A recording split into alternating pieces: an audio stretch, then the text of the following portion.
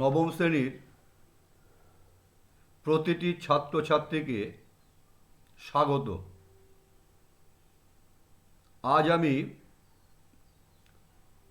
তোমাদেরকে শব্দ গঠন ও বাংলা শব্দভাণ্ডার এই অধ্যায়টি আলোচনা করব এবং এই অধ্যায়ের একটি অংশ আমি তোমাদের ভিডিওর মাধ্যমে উপস্থাপন করছি। বিষয় শব্দ গঠন ও বাংলা শব্দ ভাণ্ডার। শব্দ গঠন, শব্দ কাকে বলে? অর্থপূর্ণ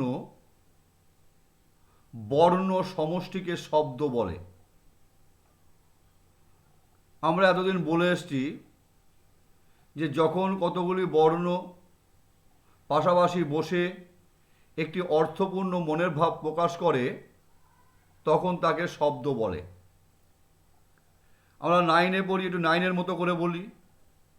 তাহলে অর্থপূর্ণ ধ্বনি সমষ্টিকে, অর্থপূর্ণ বর্ণ সমষ্টিকে শব্দ বলে। এই নানা দিক থেকে গড়ে ওঠা শব্দগুলিকে যদি বিচার বিশ্লেষণ করা যায় তাহলে দেখা যাবে শব্দগুলি এসেছে ব্যুৎপত্তি বা গঠনগত দিক থেকে আর উৎসগত দিক থেকে।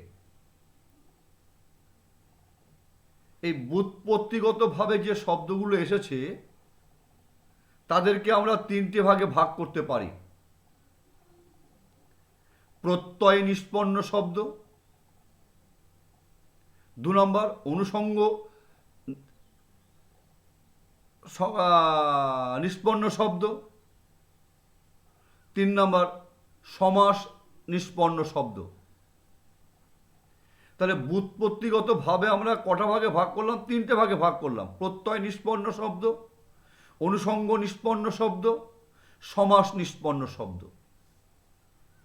আর উৎসগতভাবে যদি আমরা দেখি তাহলে দেখব সংস্কৃত থেকে কোনো কোনো শব্দ অবিকৃতভাবে এসেছে, আবার কোনো কোনো শব্দ বিকৃতির মধ্য দিয়ে এসেছে, আবার কোনো কোনো শব্দ সংস্কৃত থেকে প্রাকৃতের মধ্য দিয়ে আমাদের বাংলা ভাষায় এসেছে।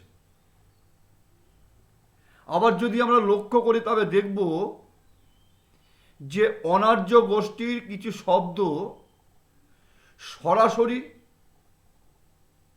বা পরিবর্তিত হয়ে আমাদের শব্দ ভাণ্ডারে এসেছে।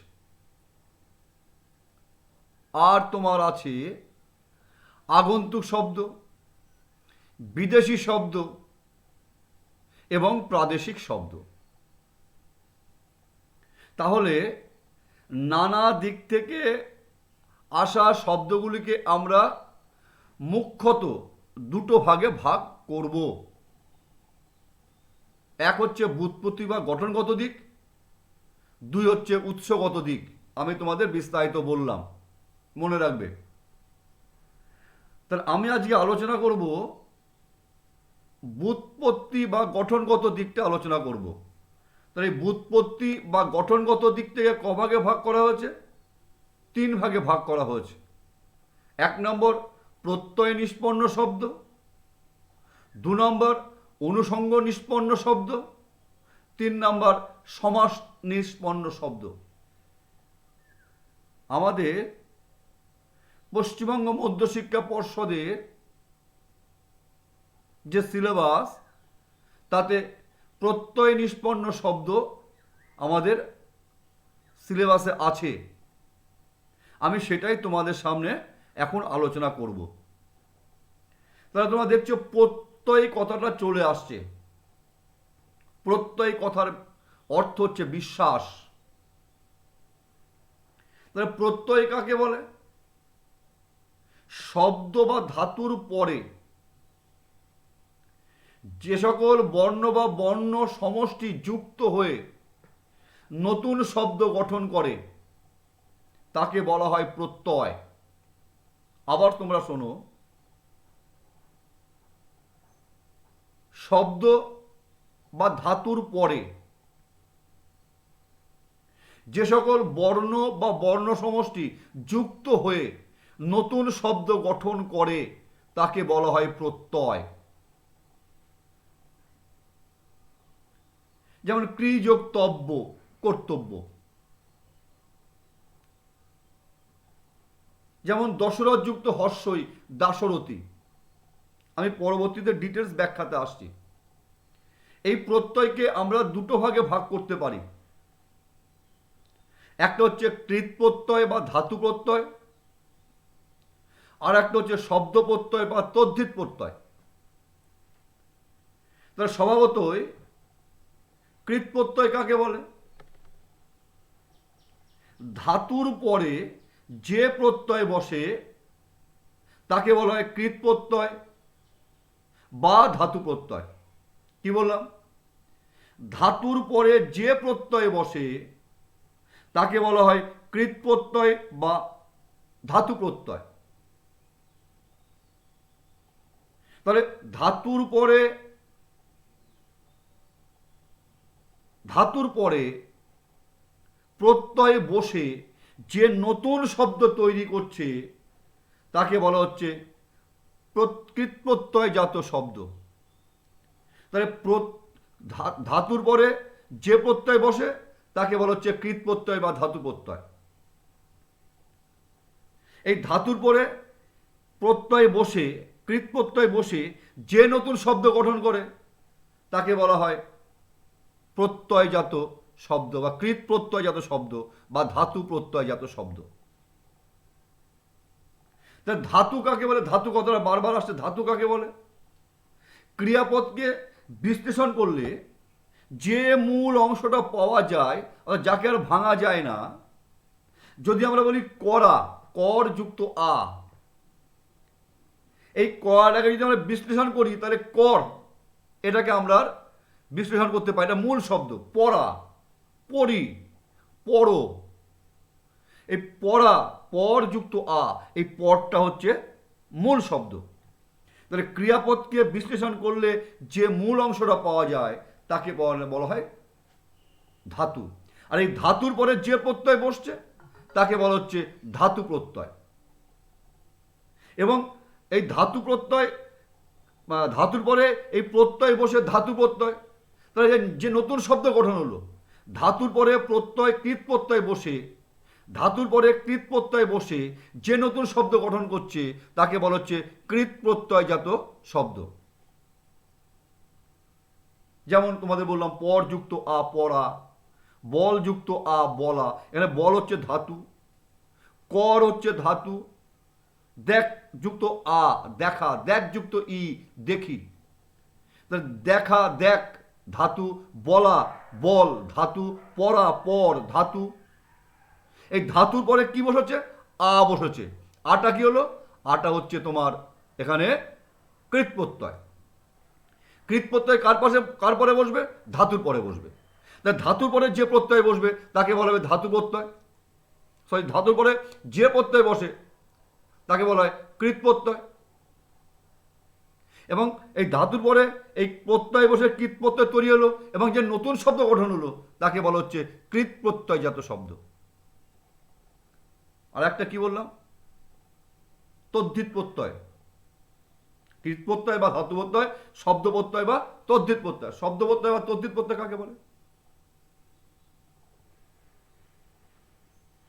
শব্দ বা নামপদের পরে যে ধাতু বসে তাকে বলা হয় তদ্ধিত প্রত্যয় বা শব্দ প্রত্যয়। কি বললাম? শব্দ বা নামপদের পরে যে প্রত্যয় বসে তাকে বলা হয় শব্দ প্রত্যয় বা তদ্ধিত প্রত্যয়। এবং শব্দের পরে প্রত্যয় বসে যে নতুন শব্দ গঠন করলো তাকে বলা হচ্ছে তদ্ধিত প্রত্যয়জাত শব্দ বা শব্দ প্রত্যয়জাত শব্দ। তাহলে প্রত্যয় আমরা বললাম, আবারও বলছি তোমাদের সুবিধাতে, প্রত্যয় কাকে বলে? ধাতু বা শব্দের পরে বর্ণ বা বর্ণ সমষ্টি যুক্ত হয়ে যে নতুন শব্দ গঠন করে তাকে বলা হয় প্রত্যয়।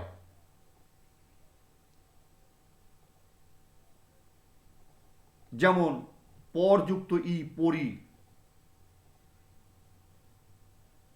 ক্রিযুক্ত তব্য কর্তব্য, প্রত্যয়ের উদাহরণ দিলাম। এই প্রত্যয়কে আমরা দুভাগে ভাগ করতে পারি, কৃৎ প্রত্যয় বা ধাতু প্রত্যয়, শব্দ প্রত্যয় বা তদ্ধিত প্রত্যয়। কৃৎ প্রত্যয় কাকে বলে? ধাতুর পরে যে প্রত্যয় বসে, ধাতুর পরে যে প্রত্যয় বসে তাকে বলা হচ্ছে কৃৎ প্রত্যয়। এবং ধাতুর পরে প্রত্যয় বসে যে নতুন শব্দ গঠন করে তাকে বলে কৃৎ প্রত্যয়জাত শব্দ। আর তদ্ধিত প্রত্যয় কাকে বলে? কৃৎ প্রত্যয়ের উদাহরণ কি বলেছি আমি? আ, পরযুক্ত আ হচ্ছে তোমার প্রত্যয়, কৃৎ প্রত্যয়, কারণ ধাতুর পরে বসেছে। আর কৃৎ প্রত্যয়জাত শব্দ কোনটা হলো? পড়া, পরযুক্ত আ, পড়া। এই আ প্রত্যয় ধাতুর সাথে, মূল ধাতুর সাথে এই প্রত্যয়টা যোগ হয়ে নতুন শব্দ গঠন হলো, এটা হচ্ছে কৃৎ প্রত্যয়জাত শব্দ। আর শব্দ বা তদ্ধিত প্রত্যয় কাকে বলছে? শব্দ বা নাম পদের পরে যে প্রত্যয় বসে তাকে বলা হয় শব্দ প্রত্যয় বা তদ্ধিত প্রত্যয়। যেমন ক্রি যোগ তব্য, ক্রিটা হচ্ছে ধাতু, তব্যটা হচ্ছে এখানে তোমার প্রত্যয়, ওটা হচ্ছে তোমার ধাতু প্রত্যয়। আর আমি যদি বলি দশরথ যুক্ত হর্ষই দাশরথী, দশরথ একটা শব্দ বা নামপদ, এই নামপদের পরে কি বসেছে? হর্ষই বসেছে। এই হর্ষইটা কি হবে? হর্ষটা হচ্ছে প্রত্যয়। কার পরে বসেছে? নামপদের পরে বসেছে। তাহলে নামপদের পরে বা শব্দের পরে যে প্রত্যয় বসে তাকে বলা হচ্ছে শব্দ প্রত্যয় বা তদ্ধিত প্রত্যয়। এবং নামপদের পরে প্রত্যয় বসে যে নতুন শব্দ গঠন করে তাকে বলা হয় তদ্ধিত জাত প্রত্যয় বা শব্দজাত প্রত্যয়। তাহলে প্রত্যয়কে আমরা ভাগ করলাম দুভাগে, কৃৎ প্রত্যয় বা ধাতু প্রত্যয়, শব্দ প্রত্যয় বা তদ্ধিত প্রত্যয়। কৃৎ প্রত্যয় থেকে জাত শব্দকে বলা হচ্ছে কৃৎ প্রত্যয়জাত শব্দ, আর ধাতু প্রত্যয় থেকে জাত শব্দকে বলা হচ্ছে ধাতু প্রত্যয়জাত শব্দ। অনেক প্রত্যয় আছে, আমি বিস্তারিত যাব না, আমি সংক্ষেপে তোমাদের বোঝানোর চেষ্টা করছি।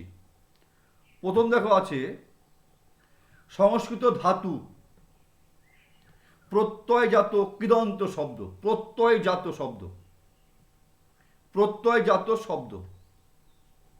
আমি প্রত্যয় আগে বলেছি।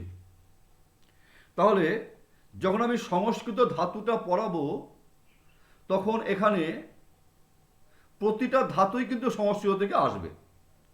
আমার উদাহরণে আমার ওপরে আছে লেখা সংস্কৃত ধাতু। আমি আগে কি বলেছিলাম?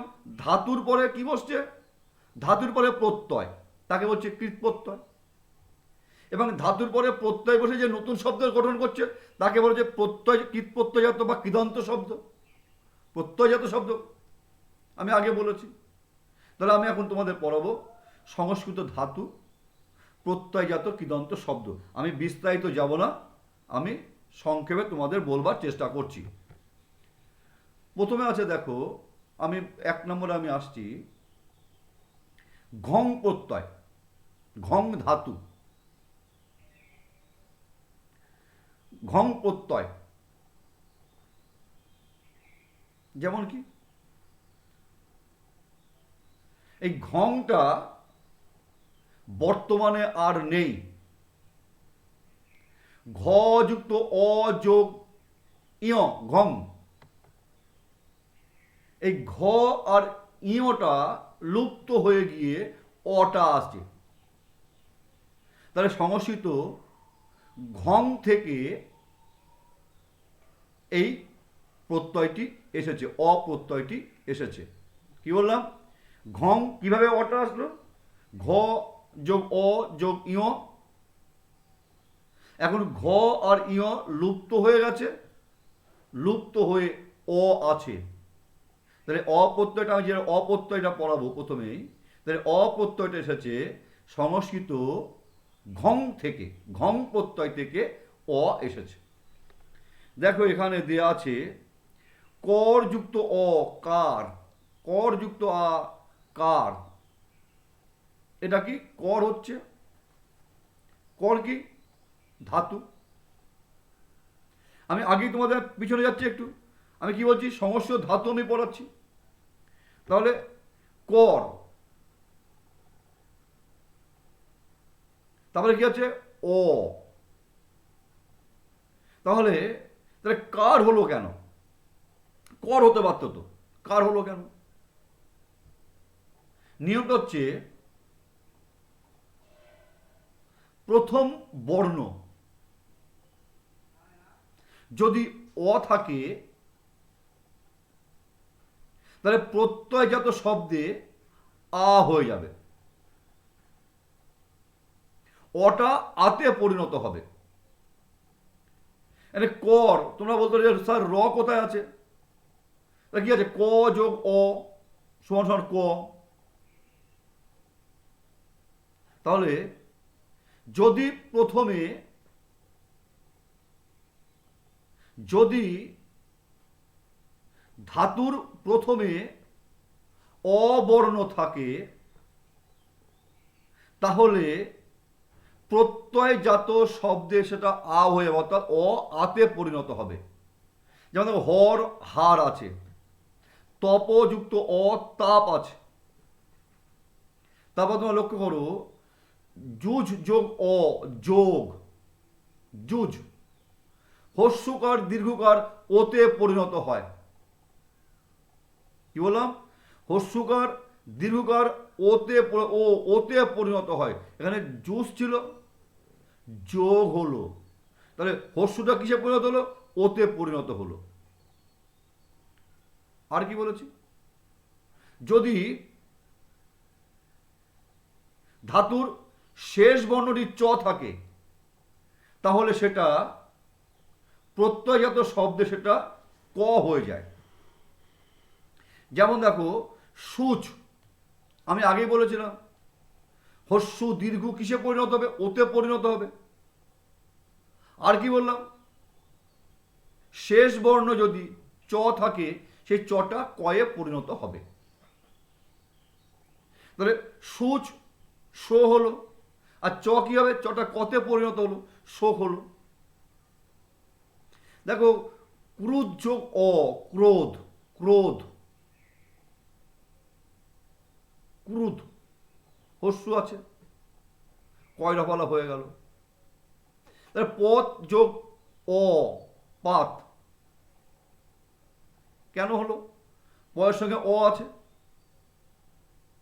সব যোগ অ সাপ। তাহলে আমি তোমাদের অপ্রত্যয়টা বললাম। তাহলে এই অপ্রত্যয়টা কোথা থেকে এসছে? সংস্কৃত ঘং প্রত্যয় থেকে, ঘং প্রত্যয় থেকে এসছে।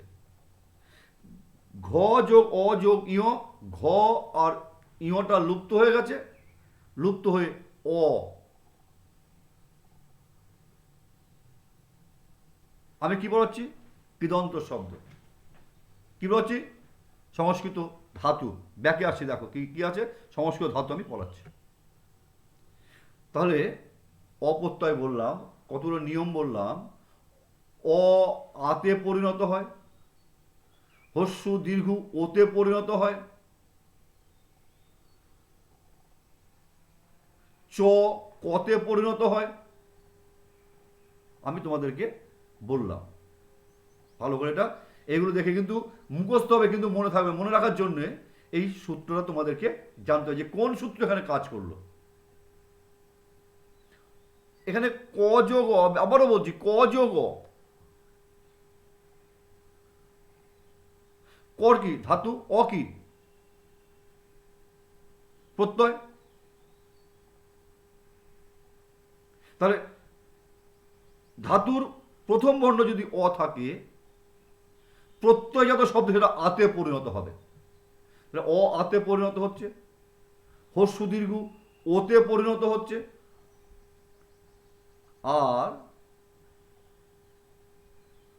ধাতুর শেষ বর্ণটি যদি চ থাকে, তাহলে প্রত্যয়জাত শব্দে সেই চটা কয়ে পরিণত হবে। যেমন দেখো সূচ থেকে শোক, সূচ দীর্ঘ আছে, হস্যু আছে, হস্যু আছে, এটা ও হয়ে গেল, আর চটা কতে পরিণত হলো।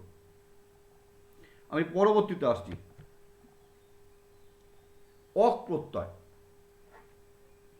সংস্কৃত নখ থেকে এই অক প্রত্যয়টি এসছে। কি বললাম? সংস্কৃত নখ, বধ্যন্য ক, নখ প্রত্যয় থেকে এই অক প্রত্যয়টি এসছে। এখানে আমি এখানে ক্রি করযুক্ত অক বলছি, কারক। এখানে হনযুক্ত অক, ঘাতক। এখানেও ঠিক একই রকম আমরা বলতে পারি।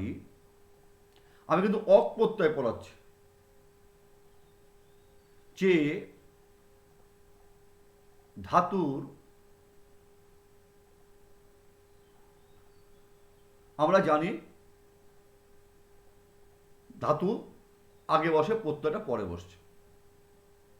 সেই ধাতুর প্রথম বর্ণ যদি অ থাকে,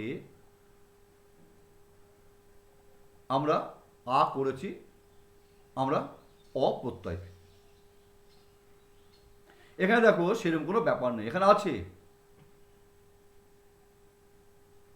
যদি প্রথমে ধাতুর প্রথমে যদি দীর্ঘি থাকে, সেটা আতে পরিণত হয়, দীর্ঘই আতে পরিণত হয়। এখানে যে হস্যু দীর্ঘ ওতে পরিণত হয়।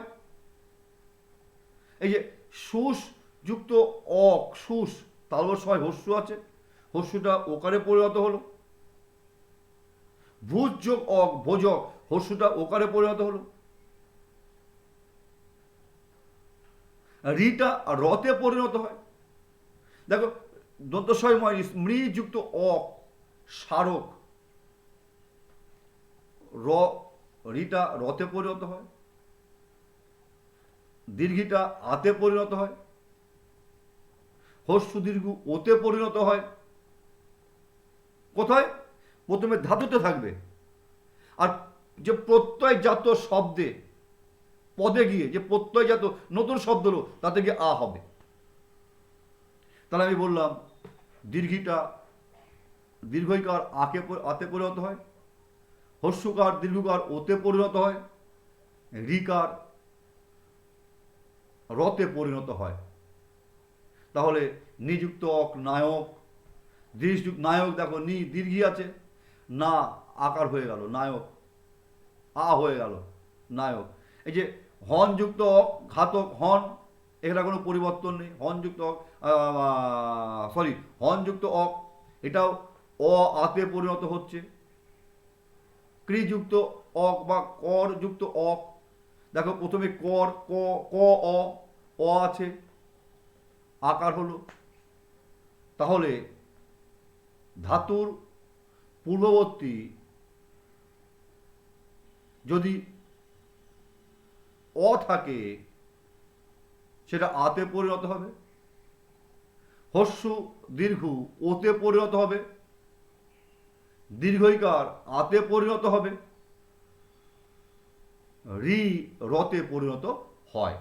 তাহলে নিযুক্ত অক নায়ক, দৃশযুক্ত অক দর্শক, ক্রিযুক্ত অক কারক। আমরা কিন্তু মনে রাখবে, আমরা কিন্তু সংস্কৃত ধাতু পড়াচ্ছি, আর এই প্রত্যেকটা প্রত্যয় কিন্তু কোথা থেকে এসছে? সংস্কৃত থেকে এসেছে। এই অক প্রত্যয়টা কোথা থেকে এসছে? সংস্কৃত নক প্রত্যয় থেকে এসেছে।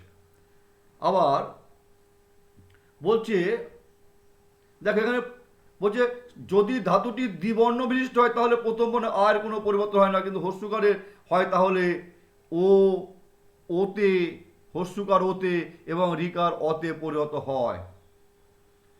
পাল যুক্ত অক,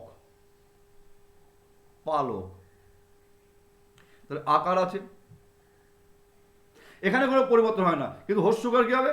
ওতে পরিণত হবে। যেমন দেখো জুস যুক্ত অক, যোজক, হস্যটা ওতে পরিণত হলো। দ্বিবর্ণ বিশিষ্ট যদি হয়, দ্বিবর্ণ বিশিষ্ট যদি হয় তাহলে কিন্তু এটা কিন্তু হবে। আমি পরবর্তীতে যাচ্ছি, তব্য।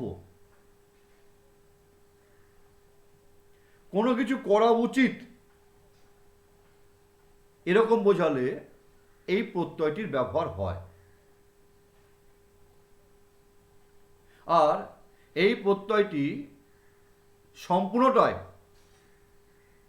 ধাতুর সাথে বসে। যেমন কর্তব্য, ক্রি ধাতু যুক্ত তব্য, কর্তব্য। তারপরে কি? ধর্তব্য, ধর ধাতু যুক্ত তব্য, ধর্তব্য। আরো আছে পরিতব্য, শ্রোতব্য, ভবিতব্য, কহতব্য ইত্যাদি ইত্যাদি। তাহলে এই তব্য প্রত্যয়টা কোনো কিছু করা উচিত এইরকম বোঝালে মা বাবাকে সেবা করা আমাদের কর্তব্য। এই যে উচিত, কোনো করা উচিত এইরকম বোঝালে তব্য প্রত্যয়টি ধাতুর পরে বসে, পুরোটাই বসে। আগের মতো না যে ঘং থেকে অ আসলো, নখ থেকে অক আসলো, এরকম না, এই পুরো প্রত্যয়টাই ধাতুর পরে বসে। যেমন ক্রি বা কর যুক্ত তব্য, কর্তব্য, ধৃ মানে ধরা, ধৃ ধাতু যুক্ত তব্য, ধর্তব্য ইত্যাদি ইত্যাদি। পরবর্তীতে আসছে অনিয়। এই প্রত্যয়টিও সংস্কৃত থেকে এসেছে এবং এই সবটাই ধাতুর সাথে বসে, যুক্ত হয়, ধাতুর সঙ্গে যুক্ত হয়ে নতুন শব্দ তৈরি করে। তাকে বলা হচ্ছে কৃদন্ত শব্দ বা কৃত প্রত্যয়জাত শব্দ। যেমন পুজ যুক্ত অনিয়, পূজনীয়, মানযুক্ত অনিয়, মাননীয়, পাযোগ অনিয়, পানীয়, সুযুক্ত অনিয়, শোচনীয়। এখানেও একটা ব্যাপার কিন্তু আছে, যদি হস্যকার থাকে সেটা ওকারে পরিণত হয়, আর রি থাকলে সেটা রতে পরিণত হয়। উদাহরণে দেখো আছে স্মৃযুক্ত অনিয়, স্মরণীয়, দৃশ যুক্ত অনিয়, দর্শনীয়, দর্শনীয়। তাহলে এখানে একটা আমরা দেখলাম, লক্ষ্য করলাম যে হস্যকার দীর্ঘকার ওতে পরিণত হয় আর রি রতে পরিণত হয়। তাহলে অনিয়, করার যোগ্য, করণীয় কাজ বা করার যোগ্য, এইরূপ বোঝালে অনিয় প্রত্যয়টি আমরা ব্যবহার করি। পুজযুক্ত অনিয়, পূজনীয়, তিনি আমার পূজনীয়, মানযুক্ত অনিয়, মাননীয় ইত্যাদি ইত্যাদি। তোমরা বইতে ডিটেলস পাবে, আমি তোমাদের এটা অনিয় প্রত্যয়টা দিলাম, আমি কিন্তু ডিটেলসে যাচ্ছি না। পরবর্তী আসছি অন প্রত্যয়। দেখো গমযুক্ত অন গমন, করযুক্ত অন করণ, ভূযুক্ত অন ভোজন, দাযুক্ত অন দান, দ্বিযুক্ত অন দর্শন। এখানে লক্ষণীয় যে যদি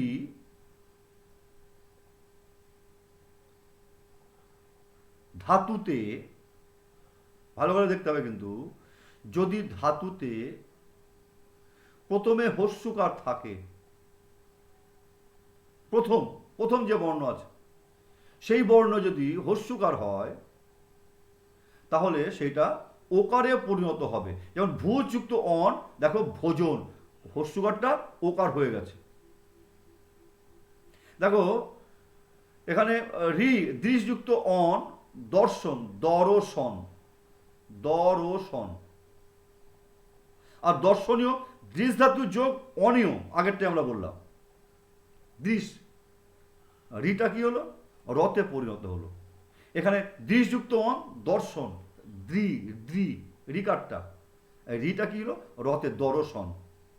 স্মৃতা কি হলো, স্মরণ। আর রুত যুক্ত অন, রোদন। তাহলে হস্যটা ওকারে পরিণত হলো। তাহলে গম ধাতু যুক্ত অন, গমন। কর যুক্ত অন, করণ। ভোজ যুক্ত অন, ভোজন, কিন্তু ভজন না, কারণ প্রথমে ধাতুর প্রথমে যদি হস্যকার থাকে সেই হস্যকারটা ওকারে পরিণত হয়ে গেল। রোদযুক্ত অন, রদন না, রোদন, কারণ আমার নিয়মে আসছে যখন আমি এটা করব তখন যদি হস্যকার থাকে সেই হস্যকারটা ওকারে পরিণত হয়ে যাবে, আর রি থাকলে, রিকার থাকলে সেটা রয়ে পরিণত হবে। তো আমি অন প্রত্যয় তোমাদেরকে বললাম। পরবর্তী আসছি আন। আন, আন সানজ প্রত্যয়। সানজ, সংস্কৃত সানজ প্রত্যয় থেকে এই প্রত্যয়টা এসেছে।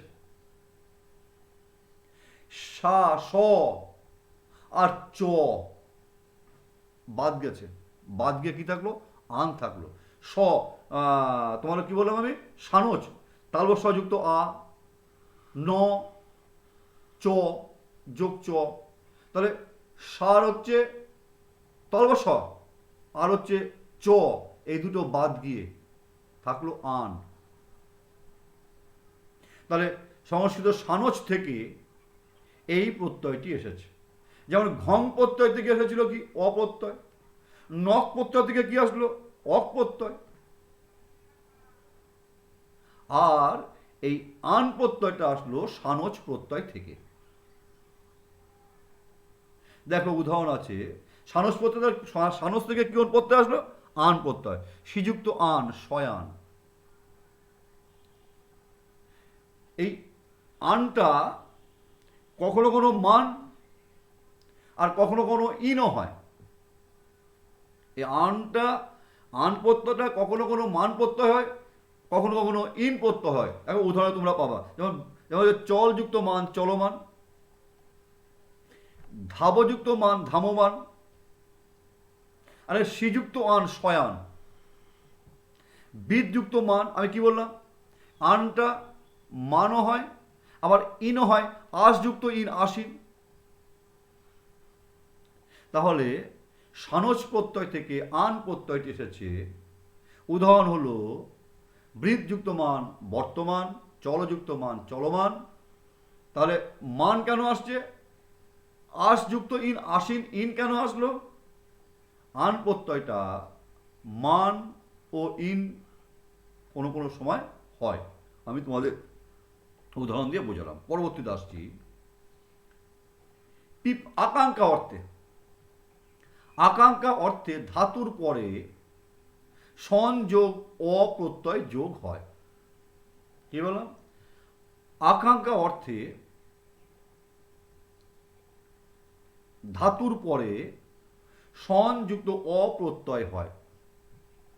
পিপাসা, পান করবার ইচ্ছা, আকাঙ্ক্ষা। পা ধাতু, পা ধাতু পূর্বক সংযোগ অ যুক্ত আ, পিপাসা। দেখো এখানে হচ্ছে জিজ্ঞাসা যদি বলি আমি, গা ধাতু পূর্বক সংযুক্ত অযুক্ত আ,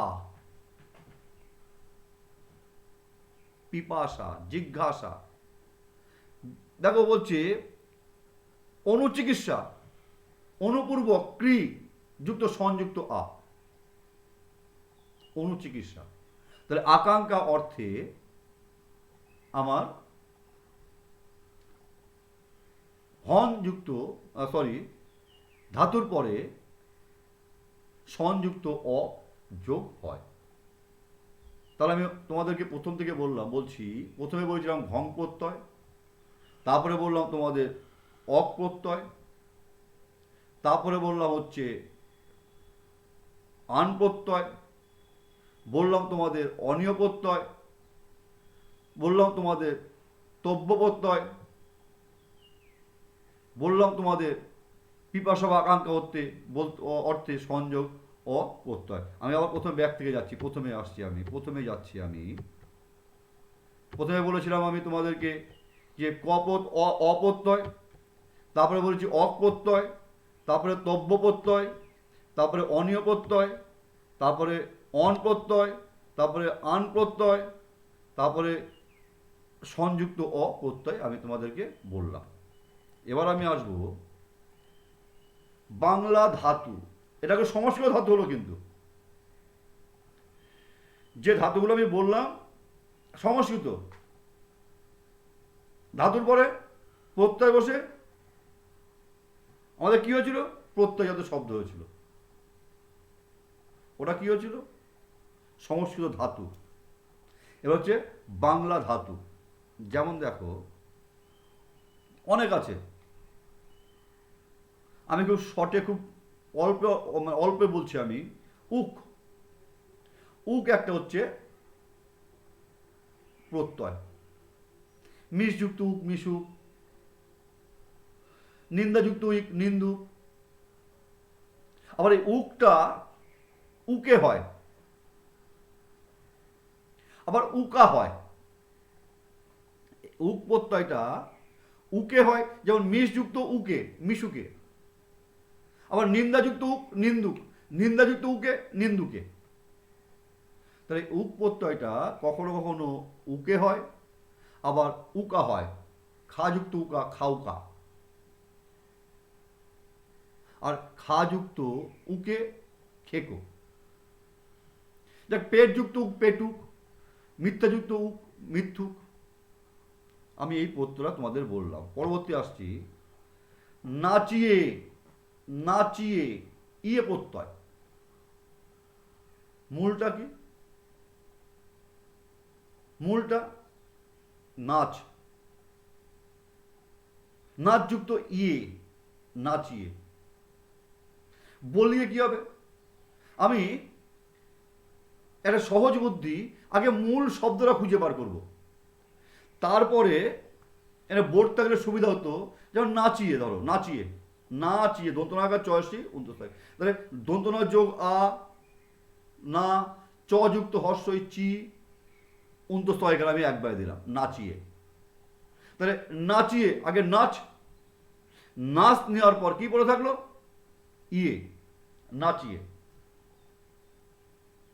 নাচ যুক্ত ইয়ে নাচিয়ে। বলিয়ে, বল যুক্ত ইয়ে বলিয়ে। খাইয়ে, খাযুক্ত ইয়ে খাইয়ে। বাজিয়ে, বাজনা বাজ আগে বাজ যুক্ত ইয়ে বাজিয়ে। তাহলে আমরা বর্ণ বিশ্লেষণ করেছিলাম না, কিভাবে বর্ণ বিশ্লেষণ করতে হয়। যেমন মিশুক, ম যুক্ত হর্ষই, তালবস্য যুক্ত হর্ষু যুক্ত ক। তাহলে মূল কথাটাকে মিশ, যে মিশতে পারে মেশে, মিশ, মিশ নেওয়ার পর কি পড়ে থাকলো উক, তাহলে মিশ যুক্ত উক মিশুক। খুব সহজ, একটু মাথা ঘামালে কিন্তু পারা যাবে। আমি তাহলে ইয়ে প্রত্যয় বললাম, তারপরে আসছি আমি ইয়া, কোরিয়া। মূল কথাটা কি আমার, কর। ধাতুর হচ্ছে কর। এই করের সঙ্গে কি যোগ আছে, ইয়া। ক যোগ অ, র যোগ হর্ষই যোগ উন্তস্তয় আকার, কোরিয়া। তাহলে মূল কথাটা কি আমার, কর। এই করের পর কি বলে থাকলো, ইয়া, কোরিয়া। এটা সাধু ভাষার ক্ষেত্রে হয় কোরিয়া। আর চলতি ভাষার ক্ষেত্রে কি হবে, শুধু সাধু ভাষা নয়, সাধু ভাষার অস্বাভাবিক ক্রিয়ার ক্ষেত্রে ইয়া প্রত্যয় হচ্ছে। আর চলতি ভাষার ক্ষেত্রে অস্বাভাবিক ক্ষেত্রে কি হবে, করে, কর যুক্ত এ করে। তাই ইয়াটা কি হলো, এ। সাধু ভাষায় ইয়া, চলতি ভাষা এ, করে। যেমন হচ্ছে বহিয়া, বহযুক্ত ইয়া বহিয়া, বহযুক্ত এ বহে। চলিত ভাষা হচ্ছে বহযুক্ত এ আর বহযুক্ত ইয়া। ইয়াটা হবে কি, সাধু ভাষার অস্বাভাবিকা ক্রিয়ার ক্ষেত্রে। আর এটা কিসে হবে, চলতি ভাষার অস্বাভাবিকা ক্রিয়ার ক্ষেত্রে। যেমন চাহিয়া, চাহযুক্ত ইয়া, আর চাহিয়ে, চাহযুক্ত এ চাহিয়ে। চে, চাহযুক্ত এ চে। তাহলে এই ইয়া প্রত্যয়টা সাধু ভাষায় ব্যবহার হচ্ছে অসমাপিকা ক্রিয়ার ক্ষেত্রে, আর চলতি ভাষায় অসমাপিকা ক্রিয়ার ক্ষেত্রে এ হচ্ছে বলযুক্ত এ বলে চলতি ভাষা, আর বলিয়া বলযুক্ত ইয়া বলিয়া। আমি পরবর্তীতে আসছি। করিতে একই, করযুক্ত ইতে, মূল করিতে মূল ধাতুটা কি আমার কর, ইতে প্রত্যয় করিতে। এটা কি হবে সাধু ভাষার ক্ষেত্রে। আর চলতি ভাষার ক্ষেত্রে কি হবে করতে, করযুক্ত তে করতে। এটাও অসমাপিকা ক্রিয়া। যে আমি কাজটি করিতে করিতে কি ঘুমিয়ে পড়লাম, উঠে পড়লাম, কিছুই না, শেষ হয়নি। তাহলে সাধু ভাষার অসমাপিকা ক্রিয়ার ক্ষেত্রে ইতে প্রত্যয় যোগ হয়, যেমন করযুক্ত ইতে করিয়ে। আর চলিত ভাষায় অসমাপিকা ক্রিয়ার ক্ষেত্রে তে প্রত্যয় যোগ হয়, যেমন করযুক্ত তে করতে, চলযুক্ত ইতে চলিতে, চলযুক্ত তে চলতে, পা যুক্ত ইতে পাইতে, পা যুক্ত তে পেতে। তাহলে সাধু ভাষা হচ্ছে ইতে, আর চলিত ভাষায় হচ্ছে তে।